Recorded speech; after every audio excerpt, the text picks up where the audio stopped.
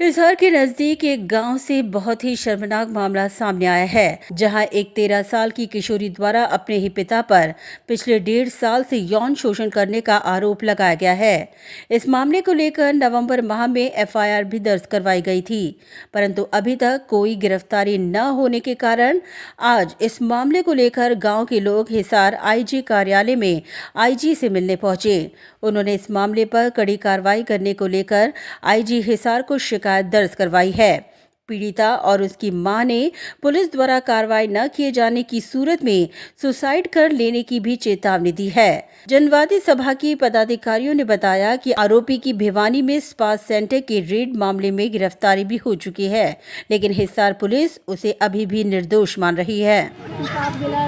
पहले मेरे पापा मेरे चाची के साथ अफेयर चलता था 3 साल से। तो मेरे पापा ने मेरी मम्मी को मारा था।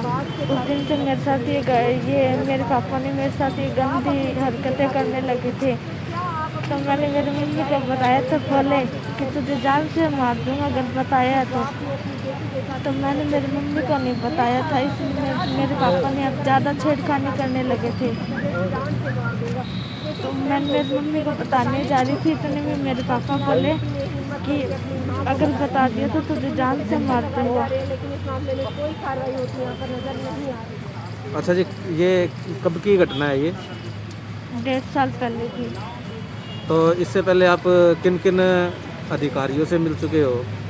महिला थाना पुलिस एसएचओ सुनीता से और आईजी से, एसपी, डीएसपी से। नहीं, पहले जिनसे मिले थे उनसे कोई कार्रवाई नहीं हुई आपकी? नहीं हुई। तो अभी तक गिरफ्तारी नहीं हुई उनकी? नहीं हुई। तो अब क्या चाहते हो आप? क्या कुछ मांग आपकी? बस मुझे इंसाफ चाहिए। अच्छा, अगर आपकी मांग पूरी नहीं हुई तो मैं, मेरी मम्मी, हम भाई ना पुलिस के जिम्मेदार से हम सारे सिलवास खा जाएंगे और एसएचओ सुनीता की जिम्मेवारी होगी। मामला जी इस लड़की का था जी, इसके पापा ने अफेयर किया इसके साथ। 1.5 साल से इस गुड़िया के साथ करता रहा। कुछ भी या डर के मारे कुछ भी नहीं बताती थी, बस बावली सी सुन्नी रहती थी। मैं धमकाई जाती गई तेरा हो रहा है क्या, फिर या डर के मारे मुझे कुछ भी नहीं बताया। एक दिन वो मुझे बहुत मार रहा था। मेरी सास भी थी, मेरी देवर थे, दिरानी थी, मेरा जेठ भी थे, सारे दिन मुझे बहुत टॉर्चर करते थे। तो उस दिन इस बेटी ने मैंने सारी बात बताई गले ला के, मम्मी जी मेरा पापा जी मेरे साथ ऐसे ऐसे गलत काम करता है 1-1.5 साल से।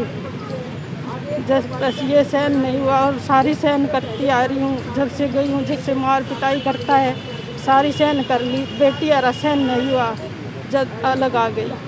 तो फिर अभी तक पुलिस ने उनकी गिरफ्तारी नहीं की है? नहीं जी, वो ऐसे कह रहे हैं पुलिस वाले तो मेरी मुट्ठी में है, पुलिस वाले तो सारे भाई मैं खरीद सकता हूँ, पुलिस वाले मेरे कुछ नहीं कर सकता। तो जिसके चलते आज आप आईजी साहब से मिलने आए हो? हाँ जी। पूरी नहीं तो मांग ना पूरी हुई तो सारे जी देख लिया, हमारी कोई भी सुनाई नहीं करती है। एसपी तय जाली 2 बारी, डीएसपी तय जाली, मेला थाने वाले पुलिस पे कई बार चक्कर काट लिया। 2.5 महीना हो गया चक्कर काटते ने, कोई भी सुनाई नहीं हो रही हमारी हो। अब लास्ट चारा है जी, कहे तो हमारी बेटी को इंसाफ मिल जाएगा, नहीं मिलेगा तो चारों माँ बेटे सलपांस खा के हमारी जान दे देंगे। उसके जिम्मेदार हो गए एसपी और डीएसपी और सुनीता मैडम एसएचओ, ये जिम्मेवार होगी इसके। तो आज आप आईजी से मिलने आए हो, आईजी की तरफ से आपको क्या कुछ प्रकार का आश्वासन मिला है? आईजी तो अभी मिला ही नहीं है जी, आए तो है पूरे विश्वास करके भी कोई सुनाई होगी। मामला ये है जी, 1-1.5 से साल चल रहा है ये मामला। अब 11 महीने 6 तारीख को मतलब है इसकी मम्मी ने देखा, उसको पकड़ दिया। वो थाने में आ गई, महिला थाने में आ गई, वहाँ मान लो इसकी रिपोर्ट होगी, इसका मेडिकल भी हो गया। तो 1-2 बार एसपी से मिल लिए, डीएसपी से मिल लिए, आईजी से मिल लिए, हमने 2 बार सीएम विंडो भी लगा दी, 1 बार अनिल विज से मिल लिए, पर हमें तो कोई उम्मीद नहीं लग रही कि हमें न्याय मिल जाएगा क्या। अब आज फिर तीसरी बार आईजी के पास आ रही है, देखो क्या तो होगा क्या नहीं होगा। गृह मंत्री से मिले हो आप, उनकी तरफ से आपको किस प्रकार का जो आश्वासन दिया गया था? गृह मंत्री से मिले हुए, बोले आपको न्याय मिल जाएगा। क्यों लॉकडाउन लग रहा था, वो मतलब है कोई मिनट 2 एक हमारे से बात करी थी, ज़्यादा बात नहीं करी थी। तो अब आपकी मांग क्या कुछ है? हमारी तो मांग यही है भी हमारी बेटी को न्याय मिल जाए। अगर मांग पूरी नहीं हुई तो? नहीं पूरी हुई तो बैठे हैं घर, क्या करें, इलाज क्या है, हमारे पास तो कोई इलाज तो है नहीं। सरकार ही ऐसी है, सरकार ये कहती है, सरकार बेटी बचाओ बेटी पढ़ाओ का नारा लगाती है। सरकार ये मान ले इतने जुल्म होती है तो क्यों नहीं इनको, मतलब ये पुलिस वाले है और है तो इनको क्यों नहीं खींचती।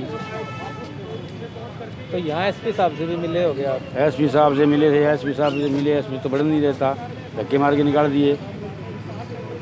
हाँ, एसपी साहब ने निकाल दिया हमको धक्के मार के। देखिए, ये जो आज का मामला है ये बहुत ही गंभीर मामला है, बहुत संवेदनशील है। और कोई ये बच्ची 2.5 महीने से और इनकी माँ दर दर की ठोकर खा रही है, अपने बाप द्वारा ही पीड़ित है। कोई 13 साल की बच्ची अपने बाप के ऊपर कोई ऐसा हो सकता है कि गलत लांछन लगा दे, जबकि उस बाप का जो करैक्टर है वो जो ये बता रहे उसके हिसाब से कि वो एक विकृत मानसिकता का इंसान है। वो सप्पा सेंटर चला रहा है, अनेकों बार पकड़ा गया है। उसके चुंगल के उसके साथ कोई महिला काम करती आ रही थी, उसको भी सुसाइड करना पड़ा। उसके इलीगल अनेकों जगह रिश्ते हैं, जिसका इसकी पत्नी ने जो विरोध किया तो सबक सिखाई, इस लड़की के बच्चों ने भी विरोध किया, तो ये उसका नतीजा है। नंबर 1 बात। दूसरी बात की भी मान लो संज्ञान में इस लड़की ने बहुत दबाव इसके ऊपर रखा और इस 6 तारीख की को अपनी माँ को बताया, तो 7 नवंबर को इसने हिम्मत करके स्टैंड लिया कि मैंने अपनी जाति तो सहन कर लिया, बच्ची को भी नहीं बख्श रहे हैं, तो ये तो सहन होने वाली बात नहीं है। और उन्होंने स्टैंड लेके और 7 नवंबर को मुकदमा दर्ज करवाती है, और वो मुकदमे दर्ज के बाद आज तक गिरफ्तारी ना हो। यहाँ के ये महिला थाने के अंदर दर्ज है, डीएसपी, एसपी और आईजी साहब से, सब लोगों से ये मिल चुके हैं। हमारी संज्ञान में 2 दिन पहले ये मामला आया था और इसलिए आज फिर यहाँ इन्होंने टाइम लिया था, एसपी आईजी साहब को मिलना था, लेकिन अभी पता चला है कि भी कंप्लेंट कलर आके वो अभी शिकायत लेके गए हैं कि जो भी शिकायत, हमने कहा जो भी नहीं है, बहुत गंभीर मामला है कि आप में कोई भी शिकायत आई ये ऐसी नहीं है। तो इन्होंने कहा कि हम बात करते हैं, उन्होंने नंबर भी लिया है कि आईजी साहब से बात करके और हम इस पे कार्रवाई है करवाएंगे, ये इन्होंने आश्वासन दिया कि जो है आप इनको न्याय दिलवाने के लिए आगे आएंगे किस प्रकार? हम तो देखो लोकतंत्र के अंदर प्रोटेस्ट ही करेंगे, प्रोटेस्ट ही। कानूनी तौर पे भी इनका जो वकील है वो काफ़ी संवेदनशील है, कानूनी तौर पे भी कोई ज़रूरत पड़ी या सामाजिक तौर पे भी ज़रूरत पड़ी या हम या प्रशासनिक तौर पे ज़रूरत पड़ी, वो हर तरह से हमारी जैसी क्षमता हमारे संगठन की, उसमें निश्चित तौर पे हम हर प्रकार से इनकी मदद करेंगे।